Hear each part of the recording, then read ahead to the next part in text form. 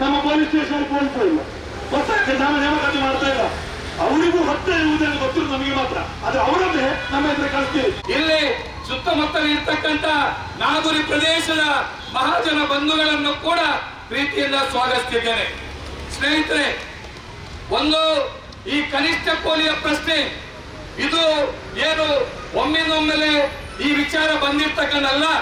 ಕರ್ನಾಟಕ ರಾಜ್ಯದ ಇತಿಹಾಸವನ್ನು ನೋಡಬೇಕು. ಇವತ್ತು ದುಡಿಯತಕ್ಕಂಥ ಕಾರ್ಮಿಕರಿಗೆ ಒಂದು ಕನಿಷ್ಠ ಕೂಲಿ ಬೇಕು.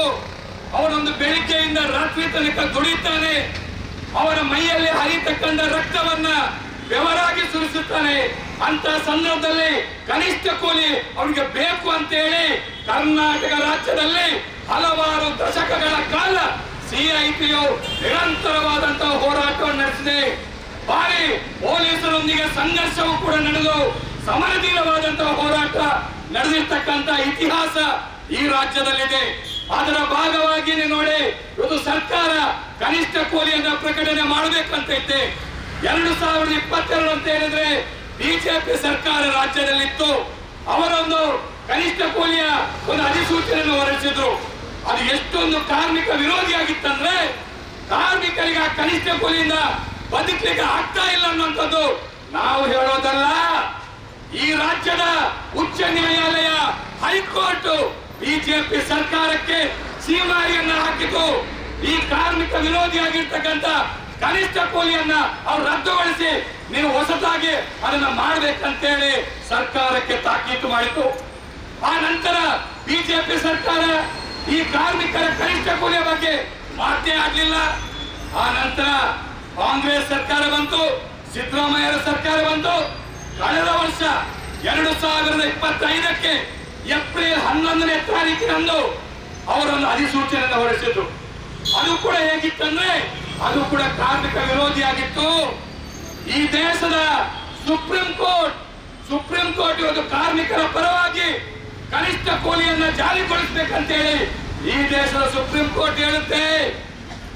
ಈ ರಾಜ್ಯದ ಹೈಕೋರ್ಟ್, ಉಚ್ಚ ನ್ಯಾಯಾಲಯ ಹೇಳುತ್ತೆ.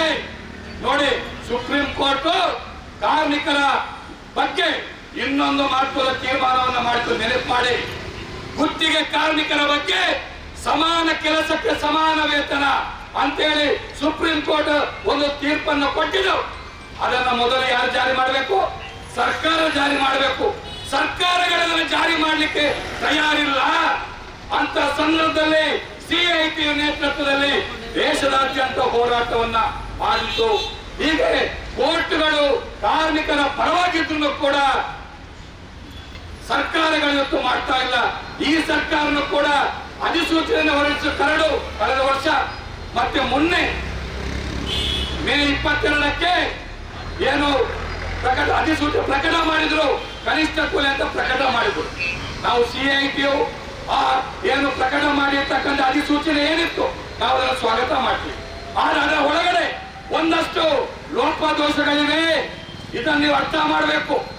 ಈ ಕನಿಷ್ಠ ಕೂಲಿ ಕರ್ನಾಟಕ ರಾಜ್ಯದ 1 ಕೋಟಿಗೂ ಮಿಕ್ಕಿ ಕಾರ್ಮಿಕರ ಬದುಕಿನ ಪ್ರಶ್ನೆ. ಅಂತ ಕಾರ್ಮಿಕರಿಗೆ ಇದು ಲಘುವಾಗುತ್ತೆ. ನಾವು ತಿಂಗಳಿಗೆ 36,000 ಕನಿಷ್ಠ ಕೂಲಿ ಬೇಕು ಅಂತ ಹೇಳುವಂತವರು. ಯಾಕೆ 36,000? ಇವತ್ತಿನ ಬೆಲೆ ಏರಿಕೆ, ಇವತ್ತಿನ ಜನರ ಜೀವನ ಮಟ್ಟ, ಇವೆಲ್ಲವುಗಳನ್ನು ಲೆಕ್ಕ ಹಾಕಿ ವೈಜ್ಞಾನಿಕವಾದಂತ ಕನಿಷ್ಠ ಕೂಲಿ ಬೇಕಂತೇಳಿ ನಾವು ಕೇಳ್ತಕ್ಕಂಥದ್ದು. ಆದ್ರೆ ಇದು ಇವತ್ತಿನ ಏನು ಸರ್ಕಾರ ಮಾಡಿರ್ತಕ್ಕಂಥ ಆ ರೀತಿ ಇಲ್ಲ. ಮಾತ್ರವಲ್ಲ, 19 ನಮ್ಮ ಬೀಡಿ ಕಾರ್ಮಿಕರು, ದಕ್ಷಿಣ ಕನ್ನಡ ಜಿಲ್ಲೆಯ ಬೀಡಿ ಕಾರ್ಮಿಕರು ಲಕ್ಷಾಂತರ ಸಂಖ್ಯೆಯಲ್ಲಿದ್ದಾರೆ. ಅವರು ಸೇರಿ ಗೋಡಂಬಿ, ಅಗರಬತ್ತಿ ಇಂಥ 19 ವಿಭಾಗದ ಕಾರ್ಮಿಕರಿದ್ದಾರೆ. ಅವರಿಗೆ ಈ ಮುನ್ನೆ ಜಾರಿಗೊಳಿಸಿದ ರಾಜ್ಯ ಸರ್ಕಾರ ಜಾರಿಗೊಳಿಸಿದ ಕನಿಷ್ಠ ಕೂಲಿ ಲಘುವಾಗುವುದಿಲ್ಲ. ಮಾತ್ರವಲ್ಲ, ನಮ್ಮ ಸ್ಕೀಮ್ ನೌಕರರಿದ್ದಾರೆ, ಬಿಸಿ ಊಟ ನೌಕರರಿದ್ದಾರೆ, ಅಂಗನವಾಡಿ ಕಾರ್ಯಕರ್ತರಿದ್ದಾರೆ, ಆಶಾ ಕಾರ್ಯಕರ್ತರಿದ್ದಾರೆ. ಎಷ್ಟು ವರ್ಷದಿಂದ ಹೇಳ್ತಾ ಇದ್ದೇವೆ ಅವರನ್ನ ಕನಿಷ್ಠ ಕೂಲಿ ವ್ಯಾಪ್ತಿಗೆ ತನ್ನಿ ಅಂತ ಹೇಳಿ. ತರ್ತಾ ಇಲ್ಲ ಸರ್ಕಾರ. ನೋಡಿ, ಇದು ಎಷ್ಟೊಂದು ಮಹಿಳಾ ವಿರೋಧಿ, ಮಹಿಳಾ ಕಾರ್ಮಿಕರು ದೊಡ್ಡ ಸಂಖ್ಯೆಯಲ್ಲಿ ಇರ್ತಕ್ಕಂಥವರಿಗೆ ಈ ಕನಿಷ್ಠ ಕೂಲಿ ಲಘವೇ ಆಗೋದಿಲ್ಲ. ಆಗಿರುವಾಗ ಇದೊಂದು ಎಷ್ಟು ಜನ ವಿರೋಧಿ ಆಗಿದೆ ಅನ್ನುವಂಥದ್ದು ಕೂಡ ನಾವು ಅರ್ಥ ಮಾಡಬೇಕಾಗಿದೆ ಬಂಧುಗಳೇ. ಇಂಥ ಹಲವಾರು ವಿಚಾರಗಳಿದೆ. ಆದ್ರೆ ನಾವು ಸರ್ಕಾರಕ್ಕೆ ಒತ್ತಡವನ್ನು ಹಾಕ್ತಾ ಇದ್ದೇವೆ. ನೀವು ಏನು ಜಾರಿಗೊಳಿಸಿರ್ತಕ್ಕಂಥ ಈ ಕನಿಷ್ಠ ಕೂಲಿಯಲ್ಲಿ ನೀವು ಮಾಡಿರ್ತಕ್ಕಂಥ ಕೆಲವಾರು ಲೋಪಗಳನ್ನ ಅದನ್ನ ಸರಿಪಡಿಸಿ ಮತ್ತೆ ಜಾರಿಗೊಳಿಸಲಿಕ್ಕೆ ಸಾಧ್ಯತೆ ಆಗಬೇಕು. ಮತ್ತೆ ಆದಷ್ಟು ಬೇಗ ಅದನ್ನು ಜಾರಿಗೊಳಿಸಬೇಕು. ಯಾಕಂದ್ರೆ ಸರ್ಕಾರದ ಪರಿಸ್ಥಿತಿ ಗೊತ್ತಿದೆ. ಇವತ್ತು ಏನು ಸಚಿವ ಸಂಪುಟ ವಿಸರ್ಜನೆ ಆಗಿದೆ, ಹಂಗಾಮಿಯಾಗಿ ಸಿದ್ದರಾಮಯ್ಯ ಇದ್ದಾರೆ, ಹೊಸ ಮುಖ್ಯಮಂತ್ರಿಗಳು ಬರ್ತಾರೆ, ಏನ್ ಮಾಡ್ತಾರೋ ನಮ್ಗಂತೂ ಕ್ಲಿಯರ್ ಕಟ್ ಗೊತ್ತಿದೆ. ಮಾಲಕರು ಈವಾಗಲೇ ಈ ರಾಜ್ಯದ ಮಾಲಕ ವರ್ಗ ಈ ಕನಿಷ್ಠ ಕೂಲಿಗೆ ಇವತ್ತು ಏನು ತನ್ನ ಆಕ್ಷೇಪವನ್ನು ವ್ಯಕ್ತಪಡಿಸಿ ಇವರಿಗೆ ಅದು ಸುತರಾಂ ಒಪ್ಪಿಗೆ ಇಲ್ಲ, ಈಗಾಗಲೇ ಅದನ್ನು ಚೂಬಿಟ್ಟಿದ್ದಾರೆ. ಆಗಿರುವಾಗ ಮಾಲಕರು ಕನಿಷ್ಠ ಕೂಲಿ ಸಿಗದ ರೀತಿಯಲ್ಲಿ ಕೆಲಸಗಳನ್ನು ಕುತಂತ್ರಗಳನ್ನು ಮಾಡುವಾಗ ಸರ್ಕಾರ ಈ ಕನಿಷ್ಠ ಕೂಲಿಯನ್ನ ಕೂಡಲೇ ಜಾರಿಗೊಳಿಸಲಿಕ್ಕೆ ಸಾಧ್ಯತೆ ಆಗ್ಬೇಕಂತ ಹೇಳ್ತಕ್ಕಂಥ ಒಂದು ವಿಚಾರವನ್ನ ಹೇಳುತ್ತಾ ಪ್ರಾಸ್ತಾವಿಕವಾಗಿ ಇಷ್ಟು ಮಾತುಗಳನ್ನು ಹೇಳಿ ಈಗ ಪ್ರಾರಂಭದಲ್ಲಿ ನಮ್ಮ ಈ ಒಂದು ಹೋರಾಟವನ್ನ ಉದ್ದೇಶಿಸಿ ಸಿಐಟಿಯುನ ಜಿಲ್ಲಾ ಅಧ್ಯಕ್ಷರಾಗಿರ್ತಕ್ಕಂಥ ವಕೀಲರಾಗಿರ್ತಕ್ಕಂಥ BM ಭಟ್ರವರು ಮಾತಾಡಬೇಕಂತ ಕೇಳ್ಕೊಳ್ತೀವಿ. ನಮಗೆ ಬದುಕಲಿಕ್ಕೆ ಬಿಡಿ, ಆ ಬದುಕುವಷ್ಟು ಸಂಬಳ ಕೊಡಿ. ಬದುಕಲಿಕ್ಕೆ ಎಷ್ಟು ಸಂಬಳ ಬೇಕು ಅದನ್ನು ನೀವು ಯೋಚನೆ ಮಾಡಬೇಕಾದ್ರೆ, ನಿಮಗೆ ಎಷ್ಟು ಆಹಾರ ವಸ್ತುಗಳು ಬೇಕೋ ಅಷ್ಟೇ ವಸ್ತುಗಳು ನಮಗೆ ಬೇಕು ಅಂತ ಹೇಳುವ ಕನಿಷ್ಠ ಸತ್ಯವನ್ನು ನೀವು ಅರ್ಥ ಮಾಡಿಕೊಳ್ಬೇಕು. ಇವತ್ತು ಕನಿಷ್ಠ ವೇತನ ನಿನಗೂ ಇದು ಬಿಟ್ಟು ಹಲವಾರು ವರ್ಷಗಳೇ ಆಯಿತು.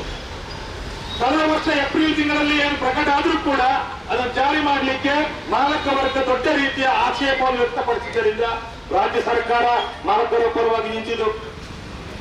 ಆದ್ರೆ ನಮ್ಮ ಏನು ಹೋರಾಟ ಕಳೆದ 2 ತಿಂಗಳಿಗೆ ನಿರಂತರವಾಗಿ ನಡೀತಾ ಇತ್ತ, ಸಹಿ ಸಂಗ್ರಹ ಆಗ್ತಾ ಇತ್ತ. ಇಡೀ ರಾಜ್ಯದಲ್ಲಿ ಪ್ರಚಾರಗಳಲ್ಲಿ ಈ ಕನಿಷ್ಠ ವೇತನ ಜಾರಿ ಆಗಬೇಕು, ಬದುಕಲಿಕ್ಕೆ ವೇತನ ಸಿಗಬೇಕು, ಸುಪ್ರೀಂ ಕೋರ್ಟ್ಗೆ ಏನು ಗೊತ್ತಾಗ್ತದೆ ಅದು ನಿಮಗೂ ಅರ್ಥ ಆಗಬೇಕು ಅಂತ ಹೇಳುವ ರೀತಿಯಲ್ಲಿ ಪ್ರಚಾರ ಸಹಿ ಸಂಗ್ರಹ ಆಗ್ತಾ ಇರುವಾಗ ಇನ್ನೇನು ಮೇ 30 ಬರ್ತದೆ. ನಾವು ಜಿಲ್ಲಾಧಿಕಾರಿ ಕಚೇರಿಗೆ ಮುತ್ತಿಗೆ ಹಾಕ್ತಾರೆ ಎಲ್ಲರೂ ಕೂಡ. ಇಡೀ ರಾಜ್ಯದಲ್ಲಿ ಸರ್ಕಾರಕ್ಕೆ ಮುಖಭಂಗ ಆಗ್ತದೆ ಅಂತ ಹೇಳಿ ಅವರು ಮೇ 22ನೇ ತಾರೀಕಿಗೆ ಒಂದು ಕನಿಷ್ಠ ಕೂಲಿ ಪ್ರಕರಣ ಮಾಡಿದ್ರು. ಅದು ಪರಿಪೂರ್ಣವಾಗಿದೆ ಅಂತಲ್ಲ, ಮಾತ್ರ ಅಲ್ಲ, ಆ ಕನಿಷ್ಠ ಕೂಲಿ ಪ್ರಕಟ ಮಾಡಿದ್ರು ಕೂಡ ಸರ್ಕಾರ ಜಾರಿ ಮಾಡುವ ಜವಾಬ್ದಾರಿಯನ್ನು ವಹಿಸಿಕೊಳ್ತದೆ. ಈಗ ಇಲ್ಲಿ ಬೀಡಿ ಕಾರ್ಮಿಕರಿಗೆ ಕನಿಷ್ಠ ಕೂಲಿ ಪ್ರಕಟ ಮಾಡಿದ್ರು 2018ರಲ್ಲಿ. ಅವಾಗಲೂ ಇದು ಸಿದ್ದರಾಮಯ್ಯ ಸರ್ಕಾರವೇ. ಆಮೇಲೆ ಕುಮಾರಸ್ವಾಮಿ ಸರ್ಕಾರ ಬಂತು, ಯಡಿಯೂರಪ್ಪ ಸರ್ಕಾರ ಬಂತು, ಬಸವರಾಜ ಸರ್ಕಾರ ಬಂತು, ಒಬ್ಬ ಸಿದ್ದರಾಮಯ್ಯ ಸರ್ಕಾರ ಬಂತು, ಜಾರಿಯಾಗಿಲ್ಲ. ಆ ಕನಿಷ್ಠ ಕೂಲಿ ಜಾರಿಯಾಗಿಲ್ಲ. ಆದ್ರಿಂದ ಮೇ 22ಕ್ಕೆ ಏನು ಕನಿಷ್ಠ ಕೂಲಿ ಪ್ರಕಾರ ಕೆಲವು ತಪ್ಪುಗಳೊಂದಿಗೆ ಪ್ರಕಾರ ಆಗಿದ್ರು ಕೂಡ ಅದನ್ನು ಜಾರಿ ಮಾಡಲಿಕ್ಕೆ, ಅದನ್ನು ಜಾರಿ ಮಾಡಿಸ್ಲಿಕ್ಕೆ, ಈ ಮಾಲಕರ ಮೂಲಕ ಅದನ್ನು ಕಾರ್ಮಿಕರ ಅರ್ಥ ಸಂಬಳ ತೆಗೆಸಿಕೊಡ್ಲಿಕ್ಕೆ ಈ ಸರ್ಕಾರ ಬದ್ಧತೆ ನೀಡುವಂತೆ ಪ್ರಶ್ನೆ ಇರೋದು. ಈಗ ನಾವು ಇವತ್ತು ಹೋರಾಟ ಮಾಡಬಾರದು ಅಂತೇಳಿ 22ಕ್ಕೆ ಪ್ರಕರಣ ಮಾಡಿದ್ದಾಗಿರ್ಬೋದು. ನಮಗೆ ಗೊತ್ತುಂಟು, ನೀವು ಅದು ಜಾರಿ ಮಾಡುವುದಿಲ್ಲ, ಜಾರಿ ಮಾಡಿಸಬೇಕಾಗಿದೆ. ಇವತ್ತು ನಾವು ಜಿಲ್ಲಾಧಿಕಾರಿ ಕಚೇರಿಗೆ ಹೋಗ್ಬೇಕು ಅಂತ ಹೇಳಿ ಬಿಡುವುದಿಲ್ಲ. ಇಡೀ ರಾಜ್ಯದ ಎಲ್ಲಾ ಕಡೆ ಜಿಲ್ಲಾಧಿಕಾರಿ ಕಚೇರಿ, ಇಲ್ಲಿ ನಮಗೆ ಒತ್ತಡ ಇದೆ ಹೋಗಬಾರದು ಅಂತೇಳಿ ನಾವು ಹೋಗ್ತೇವೆ.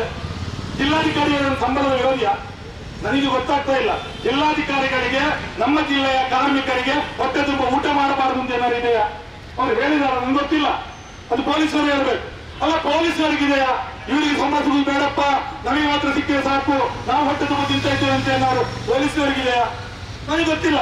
ಯಾವ ಕಾರಣಕ್ಕಾಗಿ ಈ ಸಂವಿಧಾನಬದ್ಧವಾದಂತಹ ಹೋರಾಟವನ್ನು ತಡೆಯಲಿಕ್ಕೆ ಪ್ರಯತ್ನ ಮಾಡ್ತಾ ಇದ್ದಾರೆ.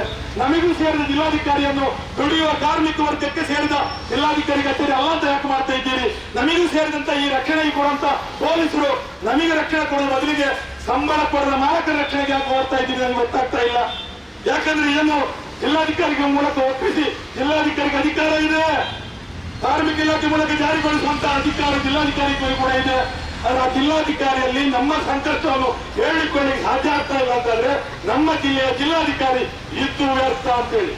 ಇಲ್ಲೊಬ್ಬರು SP ಇದ್ದಾರೆ, ಕಮಿಷನರ್ ಇದ್ದಾರೆ, ಇಬ್ಬರ ಬಗ್ಗೆ ಒಳ್ಳೆ ಗೌರವ ಇದೆ. ಇಡೀ ಜಿಲ್ಲೆಯಲ್ಲಿ ಒಳ್ಳೆ ಹೆಸರಿದೆ ಅವರಿಬ್ಬರಿಗೆ ಕೂಡ.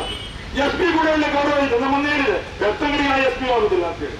ಬೆಳ್ತಂಗಡಿ ಏನಾದ್ರೂ ತಪ್ಪೆ ಪ್ರಕರಣ ಆಗುದು. ಅದೇ ರೀತಿಯಲ್ಲಿ ಇವತ್ತು ಕಾರ್ಮಿಕರಿಗೆ ಸಂಬಳ ಕೊಡದಿದ್ದ ಕಾರಣ ಏನು ಪತ್ತೆಯಾದ ಪ್ರಕರಣ ಆಗ್ತದೆ. ಈಗ BDP ಯಾರು ಕೂಡ ಅದನ್ನು ದೊಡ್ಡ ಸಂಗತಿ ಮಾಡಲೇ ಇಲ್ಲ, ಬಿಡಿ ಕಾರ್ಮಿಕರು ಸಿಗಲೇ ಇಲ್ಲ.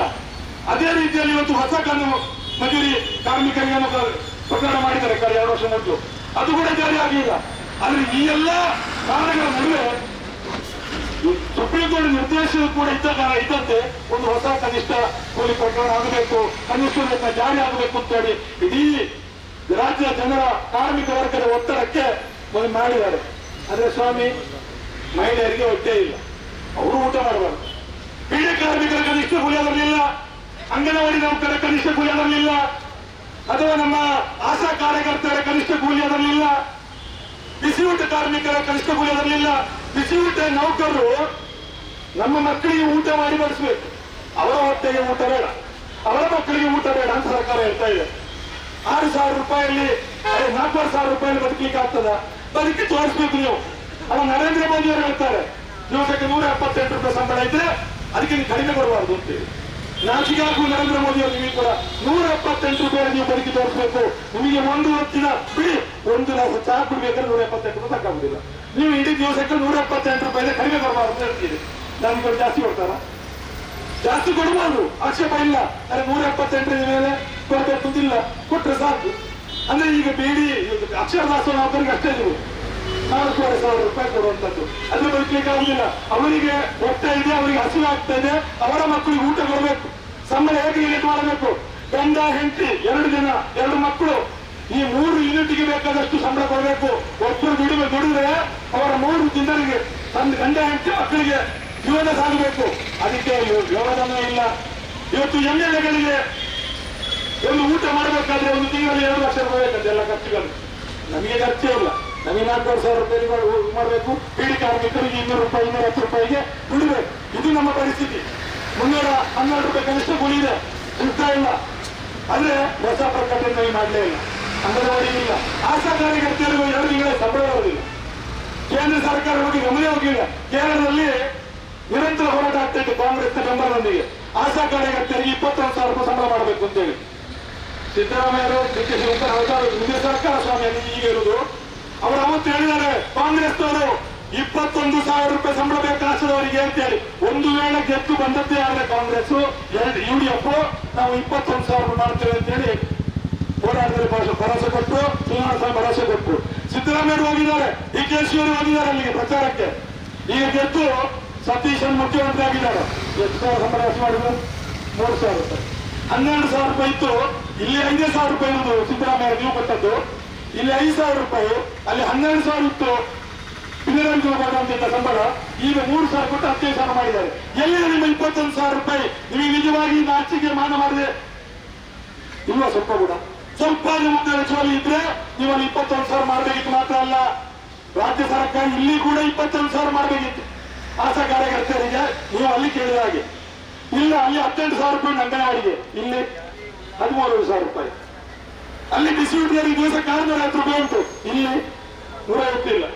ಈ ರೀತಿಯ ತಾರತಮ್ಯಗಳನ್ನು ನೀವು ಅಲ್ಲಿ ಈಗ ಆಲೋಚನೆ ಮಾಡಬೇಕಾದ್ರೆ ಅಲ್ಲಿ ಯಾರು ಪಿನರಾಜಿ ಸರ್ಕಾರ ವಿರುದ್ಧ ಬಲಿಯಾಗಿದ್ದೀರೋ ಅದನ್ನು ಇಲ್ಲಿ ಜಾರಿ ಮಾಡಿ ತೋರಿಸಬೇಕು. ನೀವು ಇಲ್ಲಿ ಆ ಮಜೂರಿಯನ್ನು ಕೊಡಬೇಕಿತ್ತು. ಆದ್ರೆ ಸ್ಕೀಮ್ ವರ್ಕರ್ಗಳಿಗೆ, ಈ ಗಾರ್ಮೆಂಟ್ ವರ್ಕರ್ಗೆ, ಬೀಡಿ ಕಾರ್ಮಿಕರಿಗೆ ಯಾರೆಲ್ಲ ಮಹಿಳೆಯರು ದುಡಿತಾ ಇದ್ದಾರೋ, ಆಶಾ ಆಗಿರ್ಬೋದು, ಬಿಸಿಯೂಟ ಆಗಿರೋರಿಗೆ ಕನಿಷ್ಠ ಕೂಲಿ ಪ್ರಕಟಣೆ ಇಲ್ಲ ಇದರಲ್ಲಿ.